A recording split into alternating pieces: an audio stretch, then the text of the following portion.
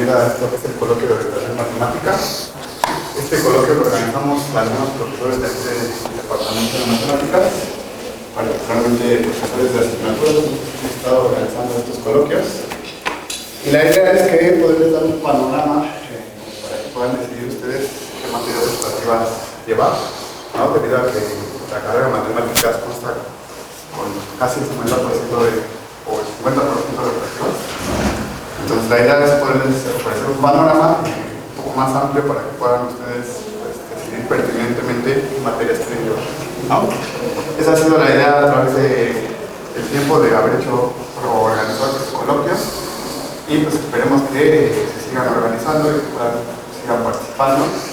Inclusive más adelante, si ustedes avanzan y quieren participar en el coloquio, pues también es una invitación. Por lo pronto nos vamos a dejar con el profesor Ricardo Uribe. Él va a hablar sobre geometría. Pues geometría. Sí.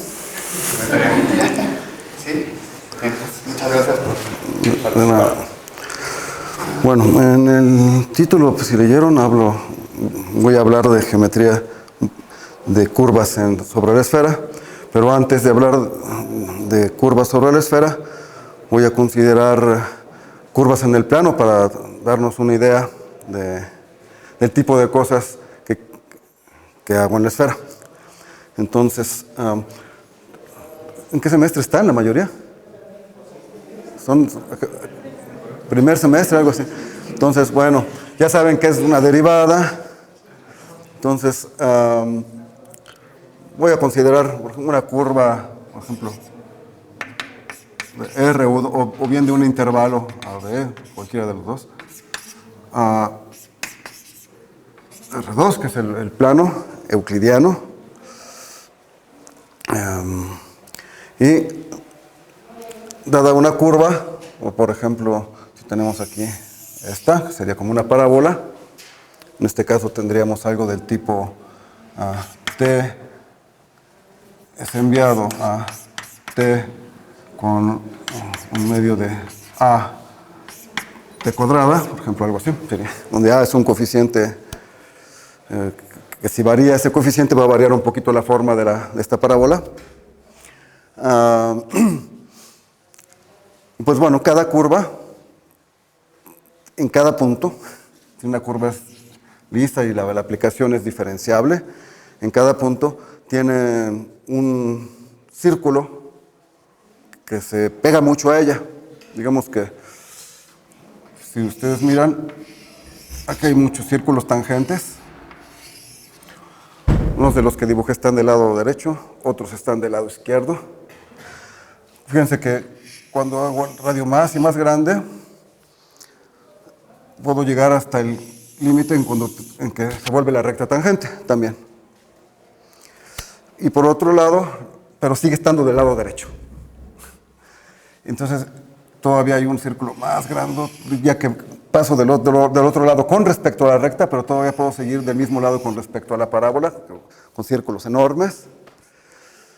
Y del otro lado, pues puedo hacer lo mismo, puedo hacerlos más grandes, que permanecen del lado izquierdo, pero en algún momento debo llegar también a la recta tangente que está del lado derecho.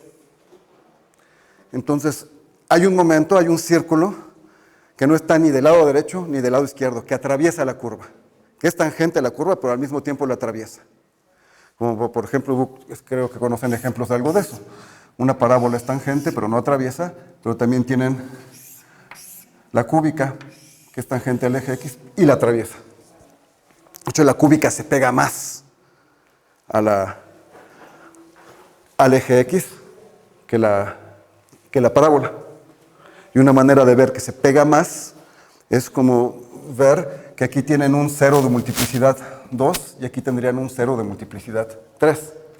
Porque aquí tendrían como x cuadrada igual a 0, porque es y igual a x cuadrada, o a x cuadrado si quieren, y aquí tendrían a x cúbica igual a 0. Entonces tendrían una raíz de multiplicidad 3. Otra manera de decirlo es que si ustedes perturban un poquito, mueven un poquito la parábola, pues va a haber, moviéndola un poquito, pues van a haber dos puntos de intersección, o sea, dos raíces, que se juntan en el momento en que vuelvo a la parábola original. Entonces tengo dos puntos que se colapsaron. Entonces la intersección es de multiplicidad 2, como las multiplicidades de las raíces de un polinomio. Y aquí lo mismo. Aquí puedo perturbar un poquito la cúbica y tendría tres raíces que se juntan cuando vuelvo a la cúbica original. Entonces tengo un punto de tangencia, pero con multiplicidad 3, una intersección de multiplicidad 3, que corresponde a la multiplicidad 3 de la raíz del polinomio. Entonces, con los círculos, o con las curvas, digamos, si tengo una curva aquí, en cada punto hay un círculo que se aproxima más a la curva que todos, que es el tangente, que es más tangente, que en lugar de que tenga multiplicidad 2, como aquí, tiene multiplicidad 3, como acá. O sea, atraviesa la curva. Entonces es un círculo más o menos así. Pues la curva se pega más que los otros círculos. Ese círculo se llama el círculo osculador de la curva en ese punto. En cada punto hay un círculo así. Círculo osculador, no sé si se llama. Círculo osculador. Y bueno, una manera más de ver que la multiplicidad de la intersección de la curva con el círculo es 3, viene del hecho de que ¿cuántos puntos necesito para terminar un círculo? 3 puntos. ¿Ya? 3 puntos son necesarios para terminar un círculo. Y entonces yo podría proceder de la manera siguiente. Tomo 3 puntos de mi curva, determinan un círculo que corta la curva en esos 3 puntos. A lo mejor en otro también, pero al menos en esos 3 puntos.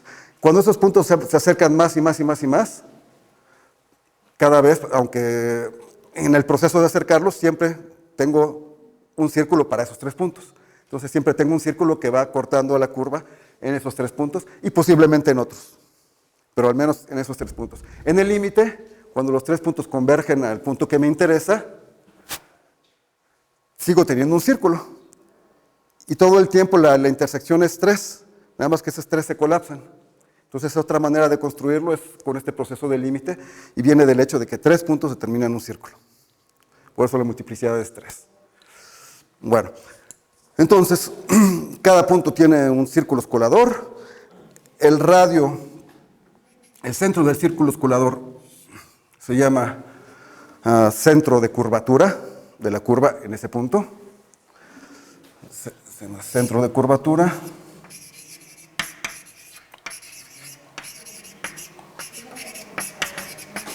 Todo es asociado a un punto, y eso se hace entonces para cada punto, un punto P, y esto que estamos diciendo se hace para cada punto. Entonces, la curva viene equipada en cada punto, bueno, con una recta tangente, pero también con un círculo osculador. Tiene un centro de curvatura, que es el centro del círculo, y hay una cantidad que es el radio, aquí, este radio se llama radio de curvatura.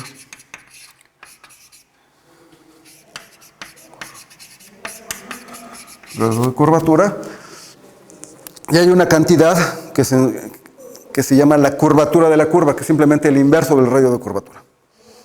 Bueno, en el curso de geometría diferencial y a veces en cursos de cálculo se habla un poquito de este tipo de cosas, porque nada más la herramienta necesaria para estudiar curvas en el plano y también en el espacio es cálculo diferencial de una variable. Entonces nada más necesitamos derivar 1, 2, 3 veces. Eso, digamos, es algo que saben hacer.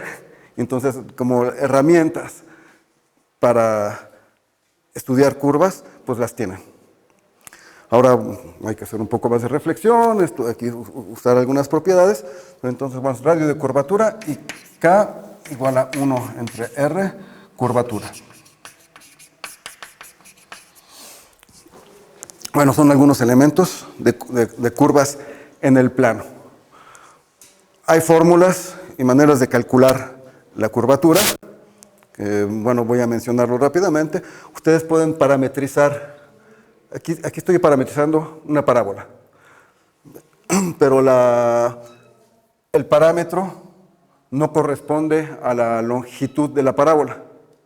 Por ejemplo, aquí como le estoy parametrizando, esto corresponde a t, y una distancia de t aquí pequeñita corresponde a una distancia grandota de la parábola. Y más me alejo, más grandota esa distancia. Entonces, la parametrización no refleja la longitud en este caso. Pero se puede hacer una parametrización que refleje la longitud. Yo tomo como parámetro la distancia a partir de un punto y eso se llama, esa parametrización se usa mucho en cálculos teóricos, se llama parametrización por longitud de arco. Y si tomo la derivada de esa parametrización por longitud de arco, lo que obtengo en cada punto es un vector tangente de longitud 1. La longitud precisamente nos mide la velocidad con la que estamos moviéndonos. Entonces, si nos movemos con velocidad 1, significa que estamos recorriendo la curva en tiempo 1 o en tiempo 5 con distancia 5, en tiempo 3 con distancia 3, precisamente porque estamos tomando como parámetro la distancia. Entonces la velocidad es 1 pero cuando tenemos la segunda derivada con respecto a longitud de arco, obtenemos un vector normal,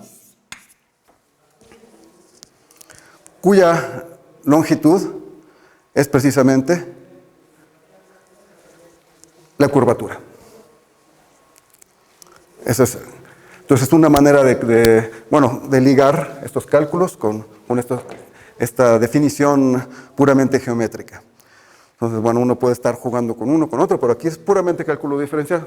Tomo una primera derivada, tengo este vector, tomo una segunda derivada y tengo ya el vector de curvatura. Entonces, por lo tanto, puedo tener el centro de curvatura tomando el inverso, etc.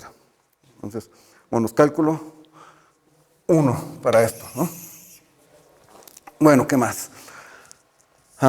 Yo voy a seguir un poquito con la parábola para avanzar en a donde quiero ir.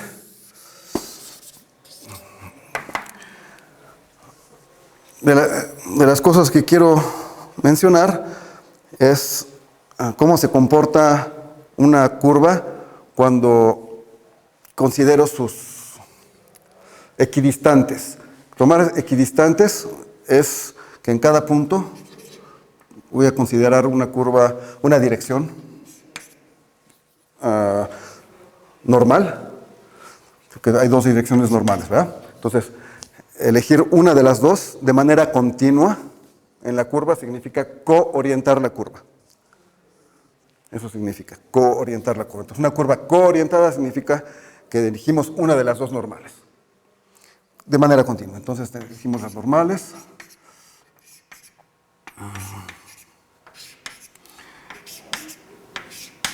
Y una curva equidistante a distancia d de la curva original en la dirección de la coorientación es una curva que obtengo empujando cada punto a lo largo de la normal la misma distancia d.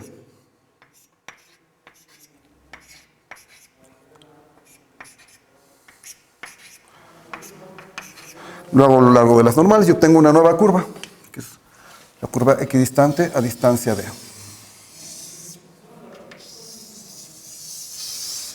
Así.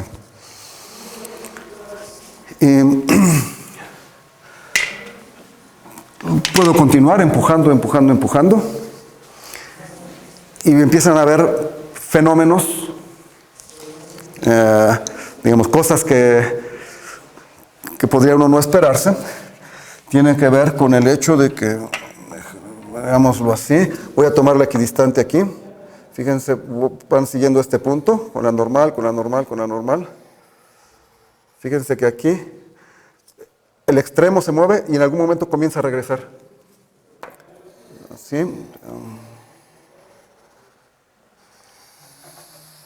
En algún momento viene para atrás y luego otra vez continúa.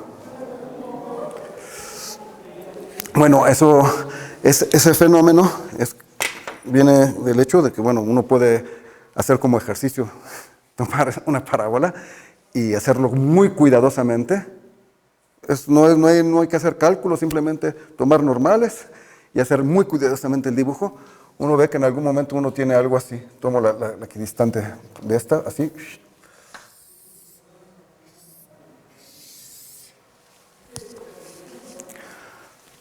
Tomé así esta distancia, viene aquí así, y aquí es cuando giro, viene así,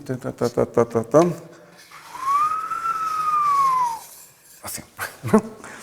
Bueno, pues este tipo de fenómenos son muy comunes, de hecho son inevitables, no solo son comunes, son inevitables. Si tienen ustedes una curva que no sea una recta, si toman las equidistantes en una dirección o en la opuesta, en alguna de las dos, es obligatorio que van a aparecer estas cosas. Y así es como se comportan, de hecho, las ondas en el agua, o en general las ondas. Bueno, en el sonido también, que son ondas, aunque no lo vemos, hay fenómenos de este tipo. O la luz.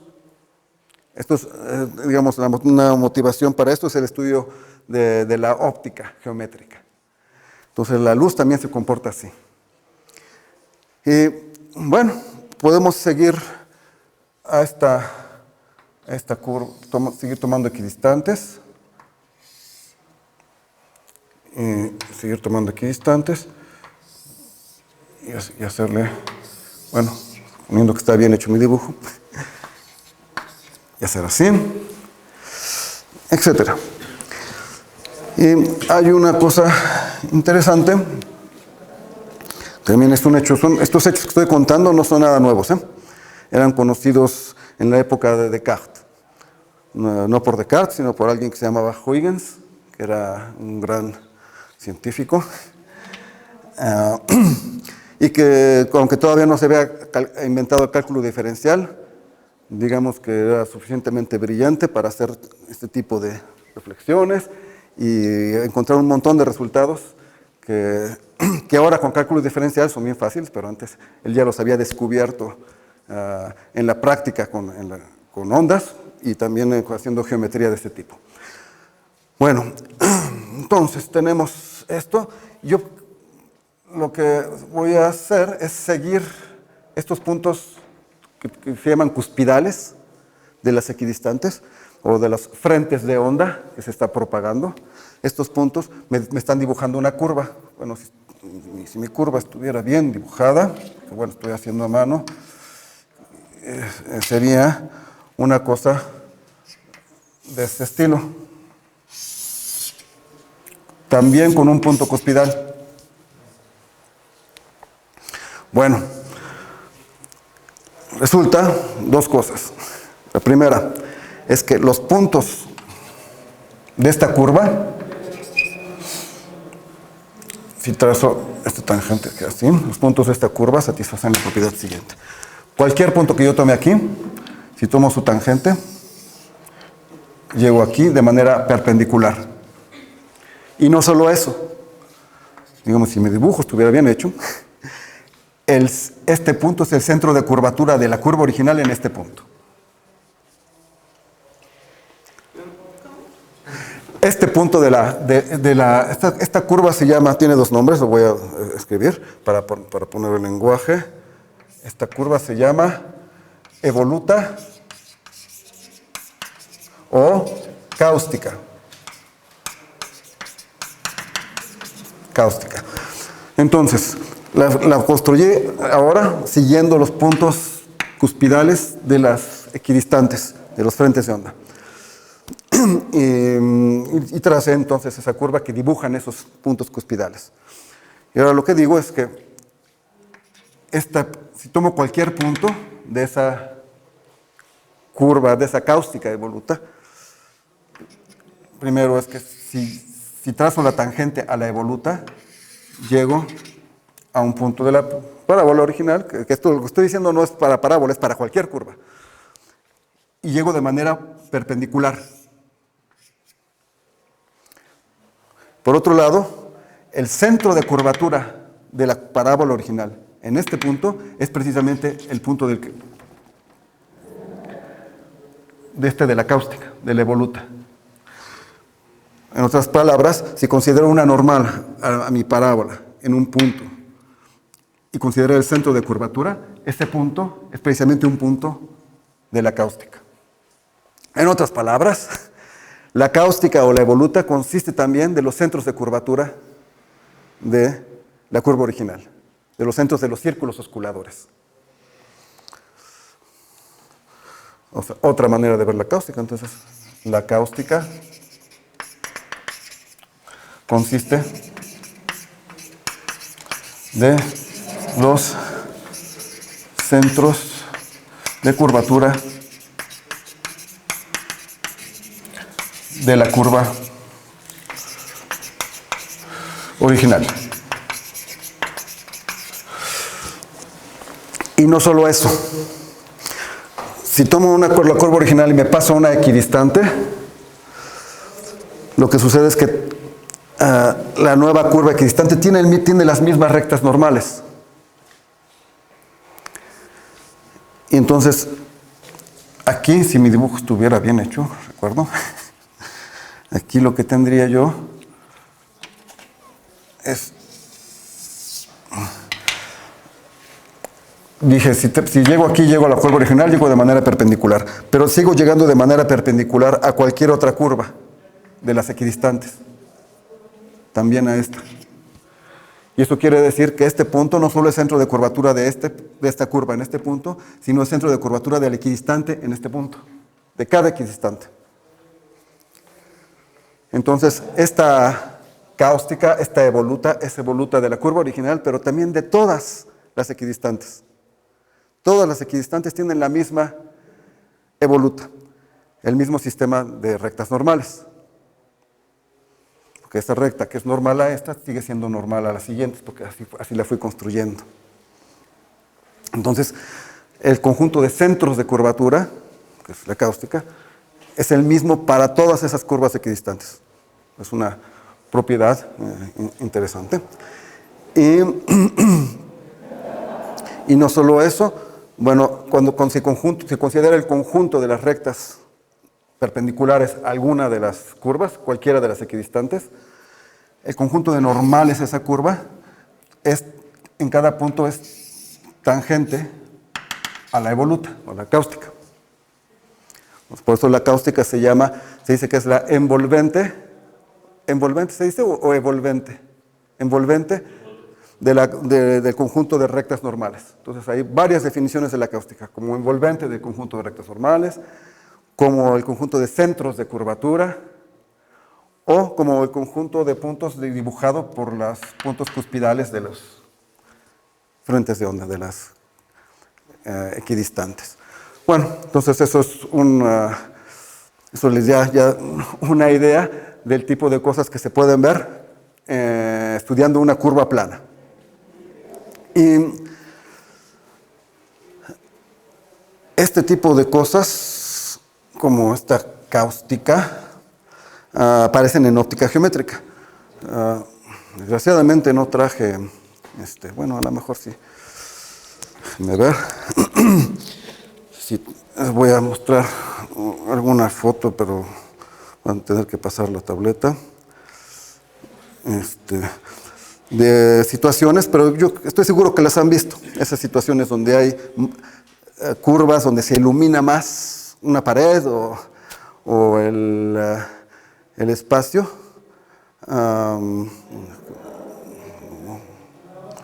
Déjame ver foto. Uy, no encuentro. ¿Cómo está esto?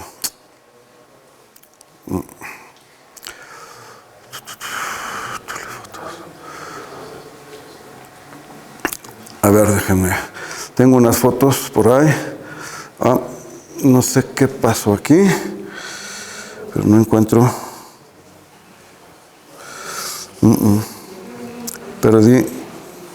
Perdí mis fotos.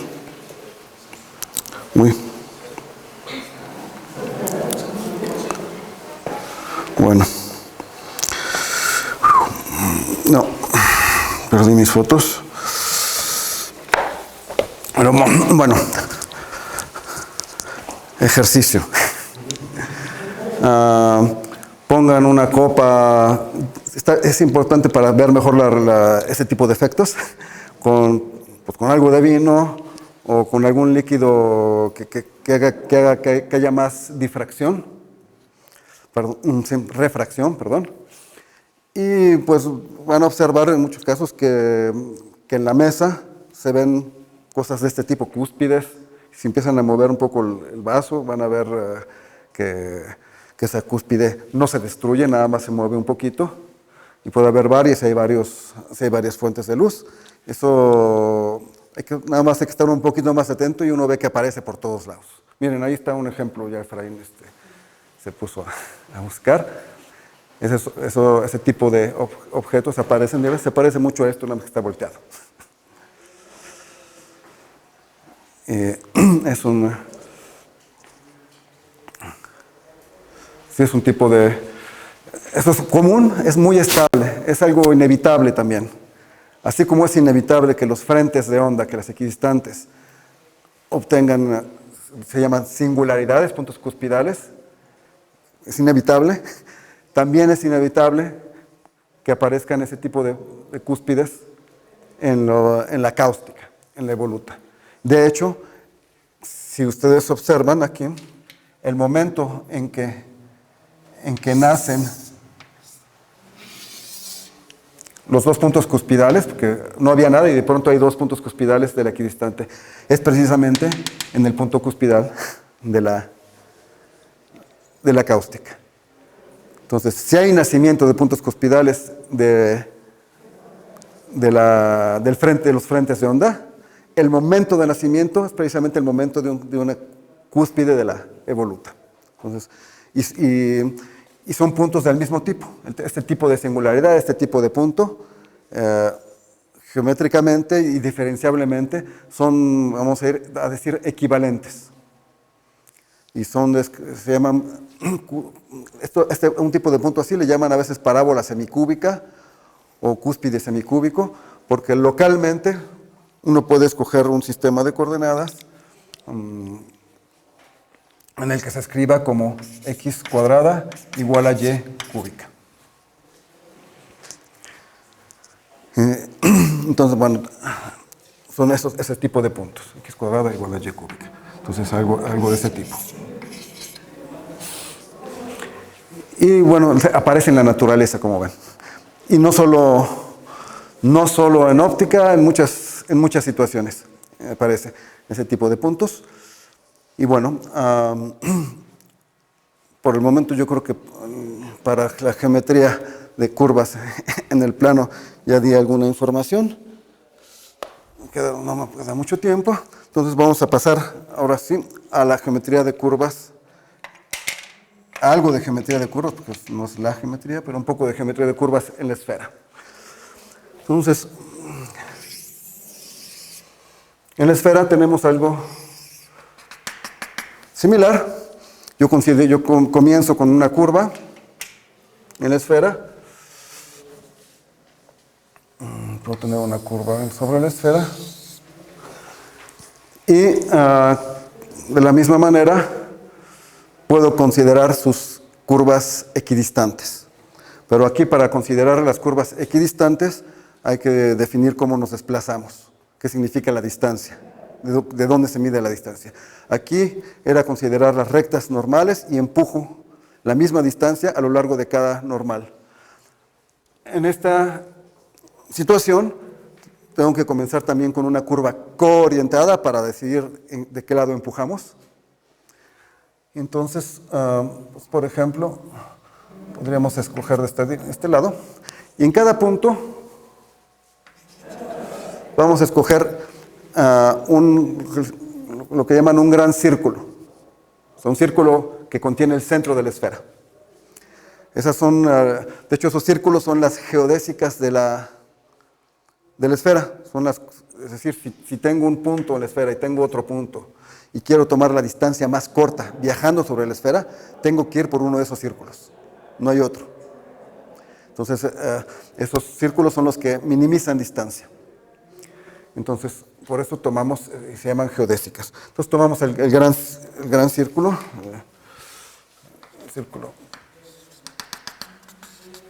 Y desplazamos a lo largo del círculo ahora, porque no podemos ir en una recta, ¿ya? Una distancia Y lo hacemos para cada punto también. Y tenemos una curva equidistante.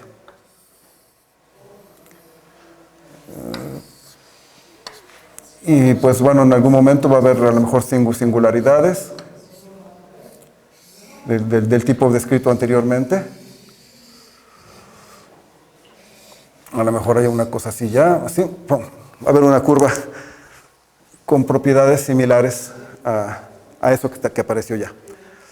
Si empujo suficientemente poquito, no hay singularidades. Pues siempre puedo escoger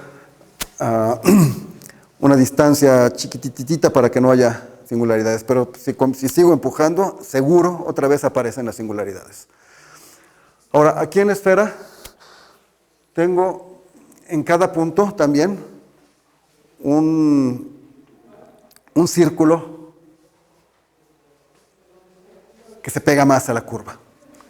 También un círculo osculador. Y en este caso, una manera de encontrarlo vuelve a ser como una de las que dijimos hace rato, tomar 3 puntos de la curva. 3 puntos siguen determinando un círculo, no importa que estemos en el espacio, determinan un círculo único. Y de hecho determinan también un plano único. En el proceso de límite, ese círculo tiende a una posición límite también, que va a cortar a la curva con multiplicidad 3. Y de hecho, el plano que determinan esos 3 puntos también tiene una posición límite, que también va a cortar a la curva con multiplicidad 3. Pues bueno, aquí en el límite tengo un plano aquí, en este punto, plano osculador se llama, y aquí tendría un círculo, que sería el círculo osculador, que tiene multiplicidad 3 también. Dentro del círculo debe atravesarlo, ese círculo vive dentro del plano, y visto dentro del plano, localmente debería atravesarlo como aquí. O sea, tengo una tangencia porque tiene multiplicidad 3, entonces tendría una cosa así. Bueno. Una manera de calcular este plano es simplemente, tengo mi curva parametrizada, pero ahora en R3, que vive dentro, la esfera vive dentro de R3, entonces tengo mi curva que vive en la esfera, pero como está en R3 tendría 3 coordenadas, y puedo calcular la primera derivada y la segunda derivada. No importa la parametrización que escogemos. No importa la parametrización que escogemos, en general lo que tenemos entonces va a ser una segunda derivada, que puede ser aquí, no necesita ser ortogonal. Pero cualquiera que sea la parametrización, tenemos primera derivada y segunda derivada, que son linealmente independientes. En el caso de la esfera, siempre van a ser linealmente independientes. Y bueno, pues esas dos derivadas, esos vectores generan un plano. Resulta ser el mismo plano, el plano osculador. Entonces, plano osculador es generado por las primeras dos derivadas.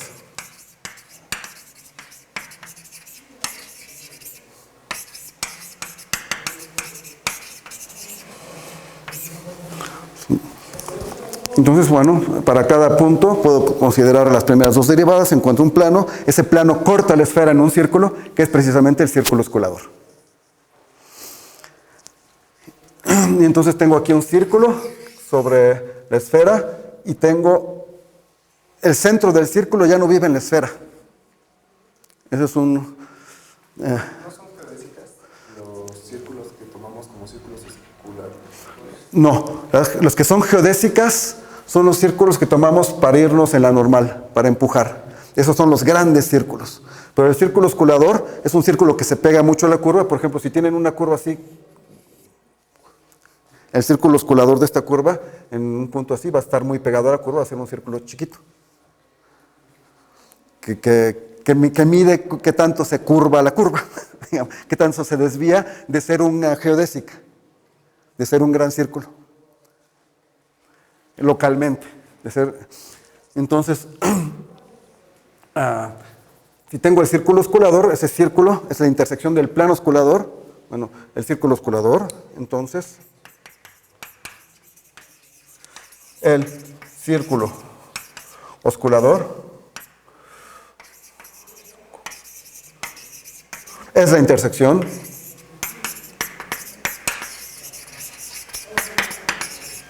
de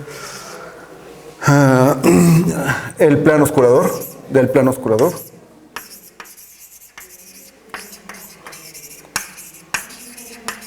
con la esfera.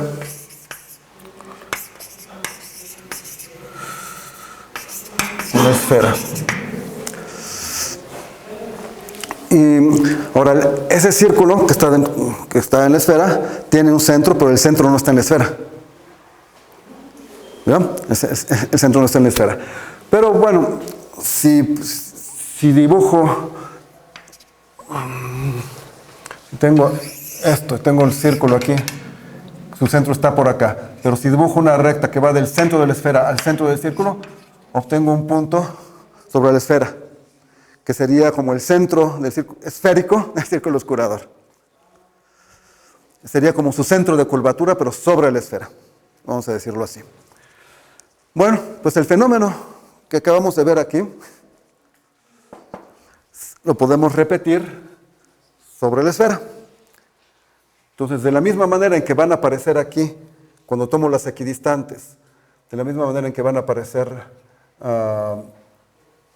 singularidades, o sea, es decir, puntos, voy a hacer otro, bueno, puntos de este tipo, localmente, veamos, imagínense esto en la esfera, van a aparecer de la misma manera puntos cuspidales que me van a dibujar una cáustica, una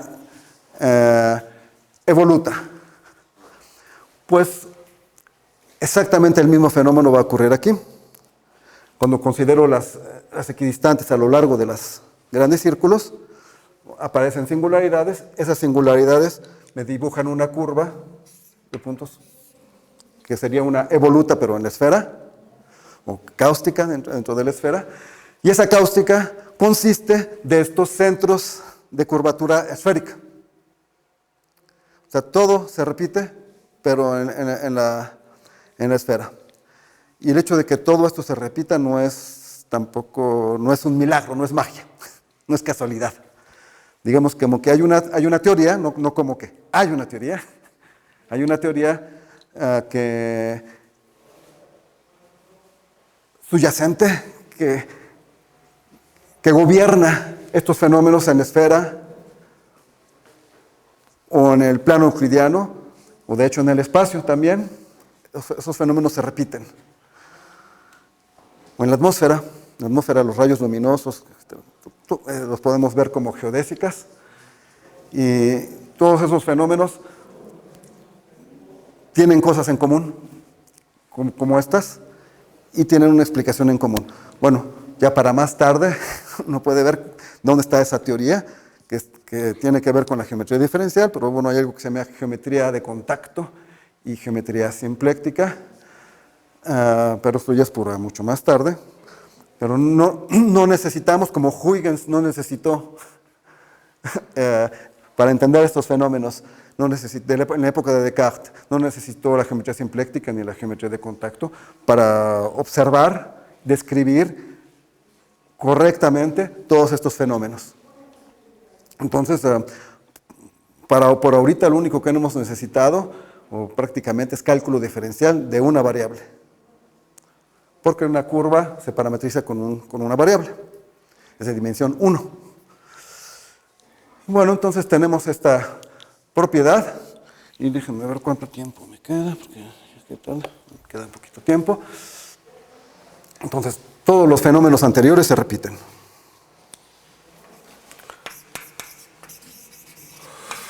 Los fenómenos anteriores, es decir, de curvas en el plano,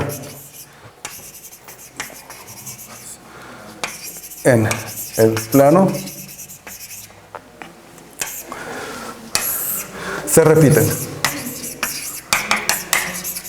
sobre la esfera.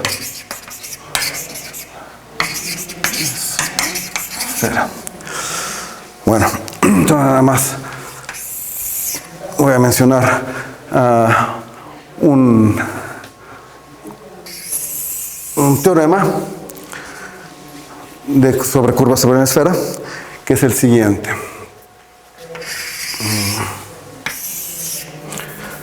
Para cada punto en la esfera y sobre una curva, tenemos una curva sobre la esfera, tomamos un punto, digamos este es el centro de la esfera. Entonces a cada punto vamos a asignarle lo siguiente. Vamos a asignarle un vector. La curva está, dijimos, coorientada. Entonces vamos a asociar un vector normal, C, que coorienta la curva. Vamos a asociarle el vector, estoy asumiendo que esta es de radio 1. Esfera de radio 1. Aunque la geometría no cambia si inflamos la esfera. Siempre podemos, de hecho, cualquier esfera podemos tomar como unidad de medida su radio. Entonces, siempre podemos considerar que es de radio 1. Entonces, el vector que va del centro de la esfera al punto de nuestra curva también es de radio 1. Le voy a llamar este vector A. Y tenemos un vector tangente a la curva. Ahora, la esfera, voy a tomar un vector tangente a la curva, que es B. Entonces A vector gamma de T, o sea, la curva está parametrizada. Entonces C vector coorientante,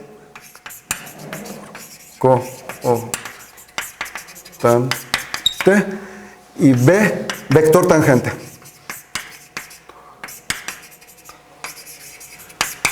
Pero B lo voy a elegir de manera a que para ir de B a C, si sigo la regla de la mano derecha, el dedo pulgar apunta hacia afuera. Entonces, eso es algo que se llama orientar la esfera. Si escogiera en el otro sentido, porque B y C son tangentes a la esfera, ambos. Y lo que estaría haciendo sería darle una orientación al plano tangente a la esfera. Entonces, orientar la esfera es como darle una orientación a cada plano tangente, de manera continua.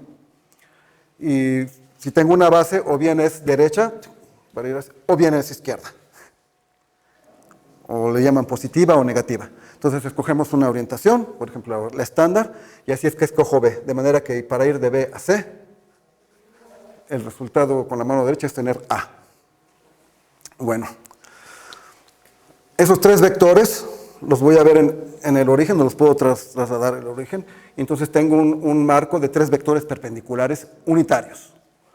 Tengo aquí, entonces, A, B y C. Así está. Y bueno, cuando me muevo a lo largo de la curva, moviéndome a lo largo de la curva, esos tres vectores van a ir cambiando. Esto está en el origen, ¿no? Ya se entró. Esos van a estar moviéndose. Pero la distancia entre ellos no cambia, eso es un marco rígido. Entonces lo que tengo es una rotación alrededor del origen. Esa rotación, como toda rotación, tiene un eje instantáneo de rotación.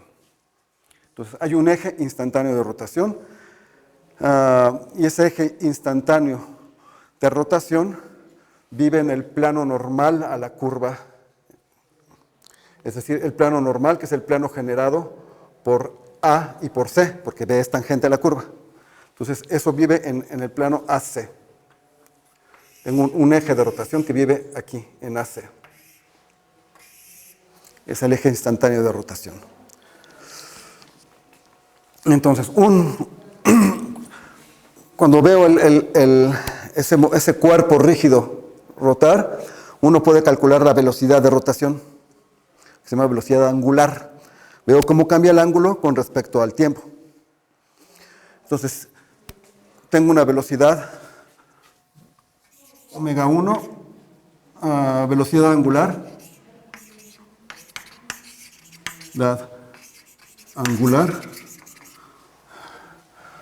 del eje, de velocidad angular del cuerpo rígido.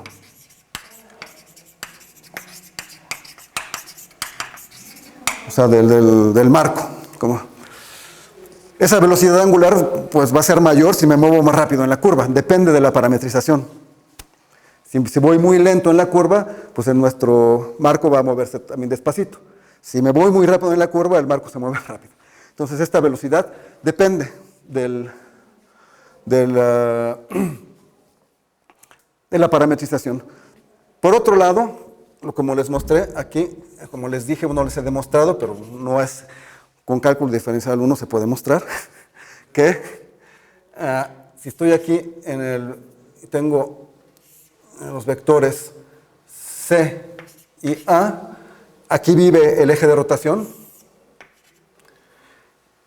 aquí hay un ángulo también. Y también puedo considerar la velocidad angular del eje dentro de este plano. Entonces, omega 2, velocidad angular del eje dentro del plano. Dentro del plano. ¿Dónde está algo para borrar? Aquí está. Velocidad angular del eje dentro del plano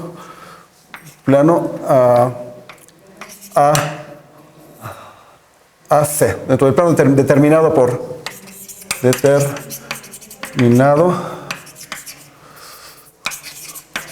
por A y C. Entonces tengo esas dos velocidades angulares y por supuesto ambas dependen de la parametrización. Pero si tomo su cociente, ¿cuál de los dos es? Déjenme checar porque esto es algo que hice hace mucho tiempo. Entonces, si tomo su cociente, tengo que el cociente no depende de la parametrización. El cociente no depende de la parametrización y nos da una cantidad doble. Bueno, puedo pasar acá. Entonces, omega 2 sobre omega 1 no depende de la parametrización, o sea, es una cantidad que depende solamente de la curva en cada punto, no depende de la parametrización.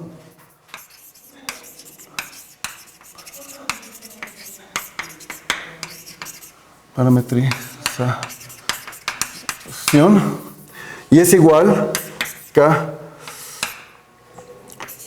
a una cantidad, que es la siguiente. Decíamos que hay un círculo osculador, ¿verdad?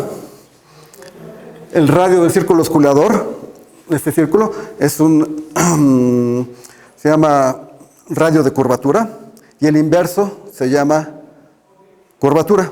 Si proyecto el inverso, acuérdense que el centro no vive en el plano, no en la esfera, vive en el plano osculador, no en la esfera. Entonces, el inverso también vive en el plano osculador, pero si lo proyecto al plano tangente a la esfera, obtengo un vectorcito que tiene una longitud que se llama la curvatura geodésica de nuestra curva en la esfera. Es esta cantidad.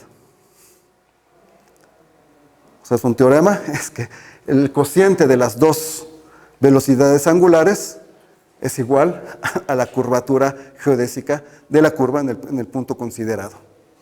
Entonces, bueno, ya es una cosa bastante, bueno, para mí maravillosa, bueno, pero a la vez es muy simple. Digamos, no necesito herramientas muy complicadas para llegar a esto. Necesito un poco de curiosidad, investigar, ver ejemplos, agarrar los objetos con las manos y trabajarlos. Otro teorema más, entonces esto es un teorema. Esta es curvatura geodésica.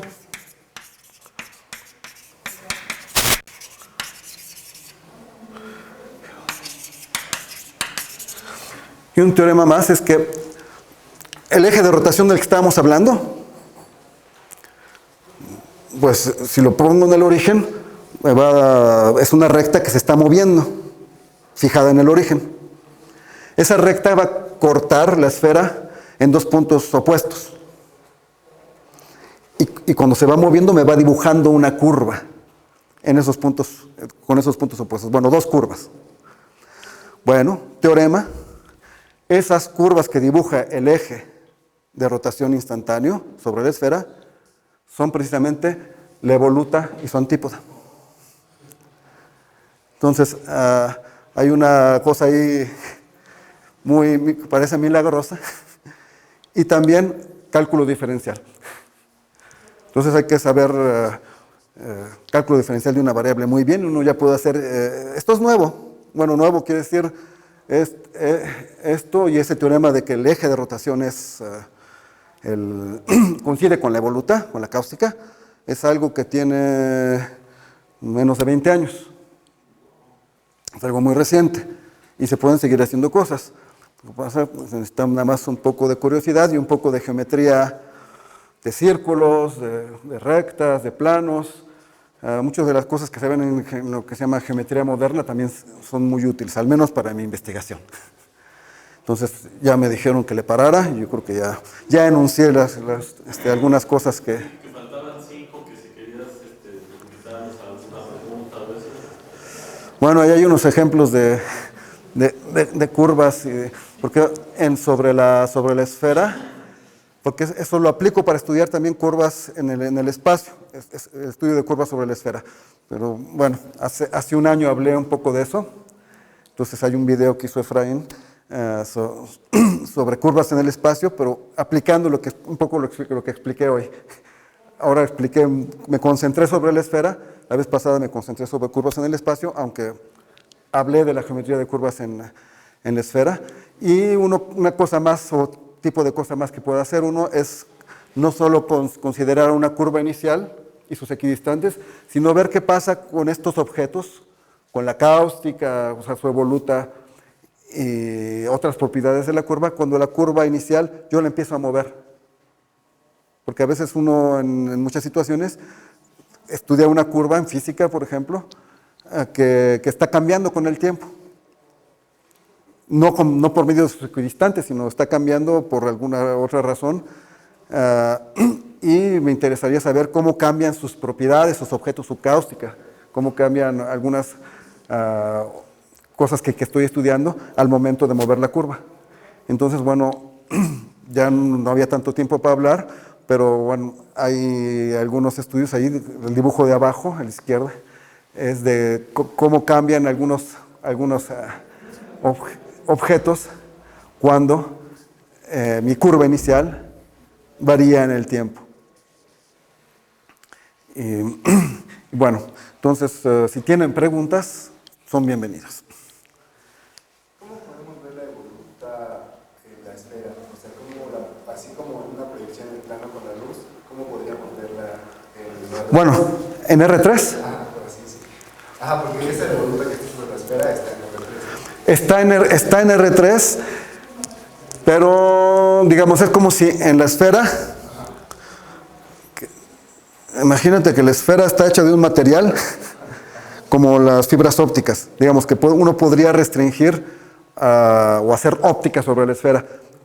Entonces, las trayectorias de la luz, siguiendo el principio de Fermat, siguen las trayectorias que para ir de un punto a otro hacen el tiempo mínimo. O sea, siguen las geodésicas.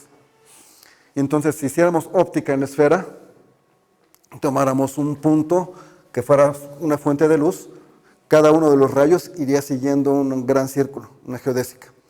Entonces, es como si uno hiciera entonces aquí, mi curva inicial yo la considerara como una fuente de luz dentro de la esfera, y los rayos que cuentan, esa es una cosa que hay que saber de óptica, los rayos que cuentan para hacer los cálculos y que visualmente es lo que uno observa, son rayos perpendiculares, los rayos normales a la curva. Entonces, ¿qué es lo que estamos haciendo precisamente? Y la cáustica va a ser la envolvente de esos rayos normales. O sea, uno puede hacer óptica en una superficie, considerando como rayos sus geodésicas, sus curvas más cortas. Y un poco, bueno, de esa óptica puede aparecer en la atmósfera. La atmósfera la luz tiene velocidades diferentes en la atmósfera. Entre más abajo esté, que es más denso el aire, entonces viaja un poco más lento. No mucho, pero los rayos sí se curvan. Los rayos de luz sí se curvan, no están derechitos. Entonces, ese tipo de fenómenos aparecen aquí, pero considerando geodésicas, ya no van a ser rectas, o aquí estas. Hay todavía otras maneras de volver a ver esta evoluta en dimensión 3. También, digamos, con algo que se llama la aplicación de Gauss. Pero bueno, tendría que explicar más cosas. Pero sí hay maneras y todas ellas, para estos casos, porque se trata de curvas, requieren poca tecnología para el cálculo. A lo mejor demandan un poco más de reflexión geométrica, pero sigue siendo cálculo de una variable. ¿Sí? La curva cáustica que sale ahí es una cicloide. El tipo de punto, no es una cicloide, pero el tipo de punto es muy parecido al de la cicloide. Por cierto, el ejemplo de la cicloide es un ejemplo muy especial. El ejemplo de la cicloide es muy especial. Lo obtienen haciendo rodar un disco, ¿verdad? Entonces tienen algo así. Localmente sigue siendo una singularidad del mismo tipo, un punto cuspidal semicúbico.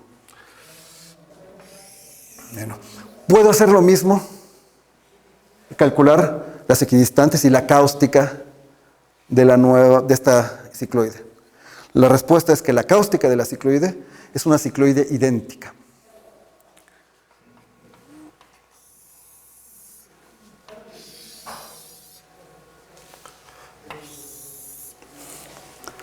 Es una cicloide idéntica. La cáustica de la cicloide es igualita. Nada más que es así, en estos puntos tiene contacto. Y el señor Huygens la conocía muy bien. Esta cicloide, pues, algunos a lo mejor han visto que esa cicloide, si la ponemos al revés, así, si tomamos un punto acá y dejamos caer una bolita, el tiempo para otra bolita que esté más cerca de llegar aquí es el mismo. Entonces es una isócrona. Eso lo entendió muy bien el señor Huygens y entonces su idea es hacer un péndulo que siguiera una trayectoria así. Y una manera de hacerlo es construir algo aquí rígido. Bueno, véanlo de cabeza. Entonces, si este es el hilo para el péndulo, va a seguir la trayectoria de la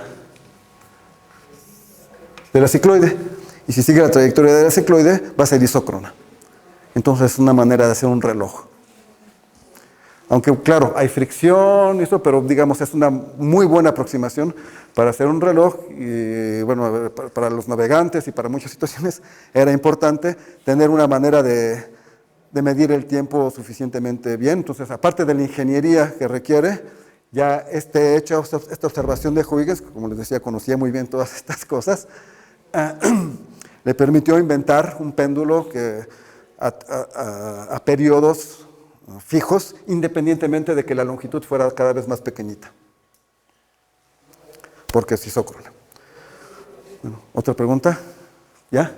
Yo quiero nada más poner unas preguntas y unas invitaciones. Si les gustó la charla de Ricardo, vamos a dar un seminario donde vamos a tratar de algunas cosas parecidas. A las 11 de la mañana está marcado el horario del seminario de geometría. Están invitados, vamos a intentar, tal vez que se cualquier ese horario o buscar uno donde más gente pueda, por eso discutimos la semana que entra, si se anda haciendo la vuelta. Es el comercial y no sé si hay ya poco tiempo, hay galletas, creo que todavía no hay café, pero le damos las gracias aquí a Ricardo y pues qué bueno que vienen. Y bueno, si alguien tiene alguna otra pregunta que sea rápida y nos vamos ahí editando las galletas. ¿No más preguntas? Bueno, pues gracias por su atención. Bueno,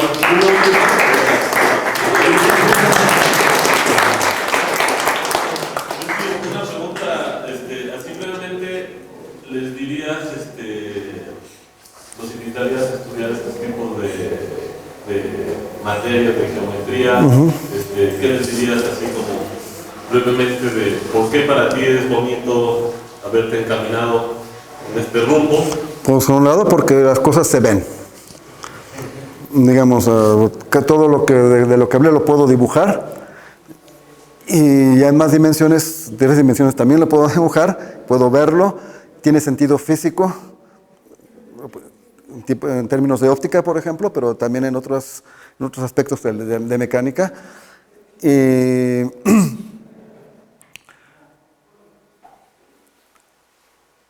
en más dimensiones se pueden hacer muchas cosas similares. Ahí ya no puedo no dibujar, pero los conceptos que uno está visualizando se repiten.